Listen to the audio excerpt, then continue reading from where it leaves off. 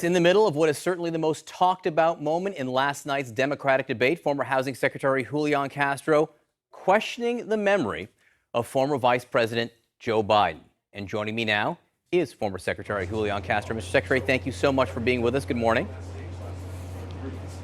Good morning. Good to be with you. So, Paul Begala, political advisor from your home state of Texas, just called that moment disgraceful. We heard from an Iowa voter earlier this morning who was watching, who said he wished you had laid off the personal attacks. You have had a night to reflect on this. How would you do it differently? I wouldn't do it differently. That was not a personal attack. This was about a disagreement over what the vice president said regarding health care policy. I'm glad, actually, that a lot of journalists overnight did the work of actually looking at the transcript. The vice president had said that he didn't say the words "buy in" when he talked about his health care plan. He had, in fact, said those words, but then he denied saying them. And I pointed out that he had just said that, and now he was denying it. This is important because it's not about personalities. It's about the fact that his plan would require you to buy in at certain times, which means at certain times that 10 million people would be left uncovered.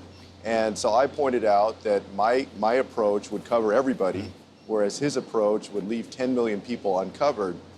So no, I pointed out this big difference in our approach. And no, Americans need to know that. I will talk. I do want to ask you. I do want to ask you about the differences in the plans and exactly what you were speaking about and exactly what Joe Biden said about his plan in just a moment. But back to what you said, because you said it wasn't personal.